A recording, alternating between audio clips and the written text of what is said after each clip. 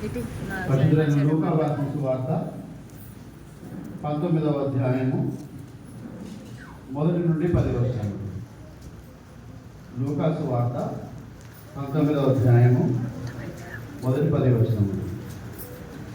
ఆయన సంచరించుచు ఎరికో పట్టణంలో ప్రవేశించి దాని గుండా పోవచ్చుండెను. ఇదిగో సుంకపు గుత్తేదారుడును ధనవంతుడునైన జక్కయ్య అను పేరు గల ఒకడు యేసు ఎవరో అని చూడగోరెను గాని పొట్టివాడైనందున జనులు గుంపు కూడి ఉండుట వలన చూడలేకపోయాను.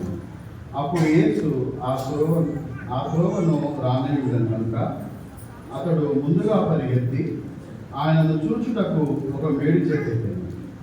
యేసు ఆ చోటికి వచ్చినప్పుడు కన్నులెత్తి చూచి, జక్కయ్య త్వరగా దిగుము, నేను నీ ఇంట ఉండవలసి ఉన్నదని అతనితో చెప్పగా అతడు త్వరగా దిగి సంతోషముతో ఆయనను చేర్చుకునేవాడు. అందరూ అది చూచి ఈయన పాపి అయిన మనుషుని యొద్ద బస చేయవలెనని చాలా సనుగుకోలేదు.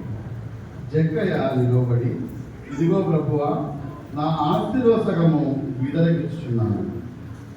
నేనెవరి యొద్దనైనను అన్యాయముగా దేనినైనను తీసుకుని లేడలా అతనికి 4 గంటలు మరలా చెల్లించునని ప్రభువుతో చెప్పాను. అందుకు యేసు, ఇతడును అబ్రహాము కుమారుడే, ఎందుకనగా నేడు ఈ ఇంటికి రక్షణ వచ్చి ఉన్నది. నశించిన దానిని వెనక్కి రక్షించుటకు మనుష్య కుమారుడు వచ్చినని అతనితో చెప్పాను.